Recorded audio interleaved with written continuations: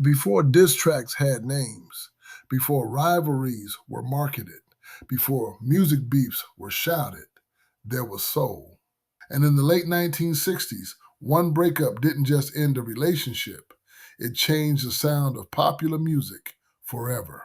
This is the story of Bugaloo Jones, Angry Abbey, and the first music beef. Chapter 1, Harmony. In 1964, soul music was built on togetherness, love songs, group harmonies, matching dresses, and synchronized steps. At the center of that movement was a rising act called Bugaloo Jones and the Bugalettes. They weren't just a group, they were a moment. Bugaloo Jones had the look, sharp suits, smooth confidence, a voice that felt like velvet and danger mixed together. But it was the women behind him who gave the music its heart.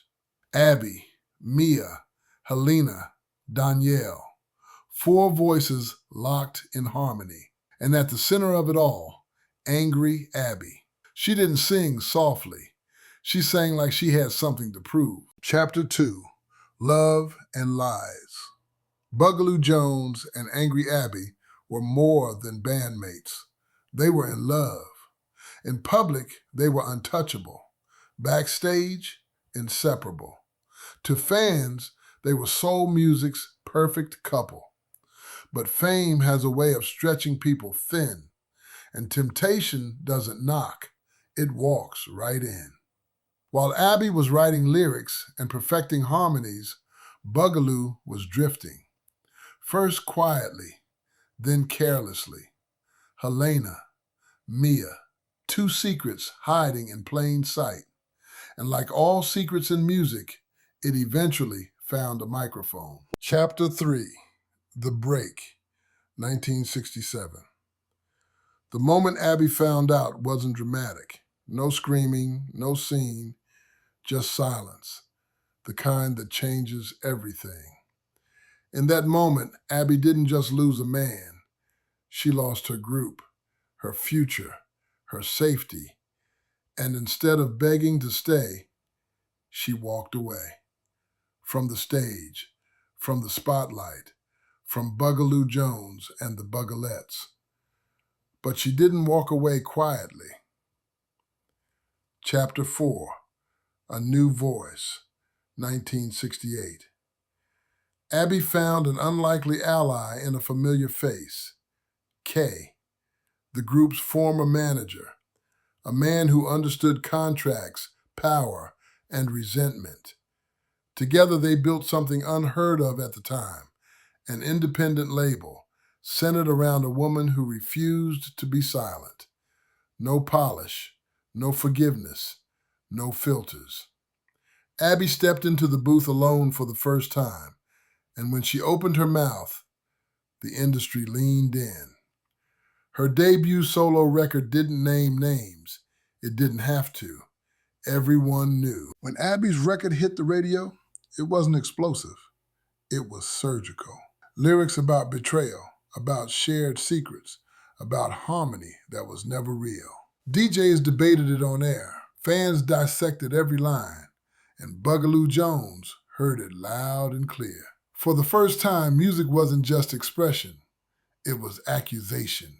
Chapter 6, Response, 1970. Bugaloo Jones had never been challenged like this. And in a time when artists were expected to stay graceful, quiet, and polite, he did the unthinkable. He responded. Not in interviews, not in statements, but on wax. His answer came dressed in smooth melodies and subtle jabs. Songs that painted Abbey as bitter, as ungrateful, as someone who walked away from greatness. And just like that, music took sides. Chapter 7, The Beef, 1970 to 1972. There was no term for it yet, no diss track, no rap beef, but this was war. Abbey fired back with sharper records. Bugaloo doubled down with polished responses. Every release felt personal. Every lyric felt intentional. Fans argued in record stores. Radio stations picked favorites. The press called it unladylike. Abbey called it honesty.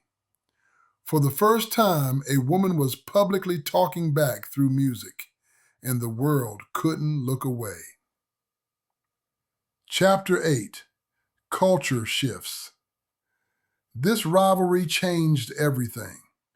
Artists realized they didn't have to stay quiet. Pain didn't have to be hidden. And music didn't have to be neutral. Abbey wasn't just defending herself. She was rewriting the rules. Bugaloo wasn't just protecting his image. He was fighting for his legacy.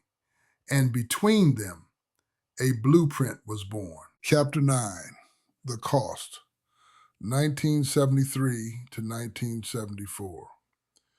Success came with scars. The Bugalettes never fully recovered.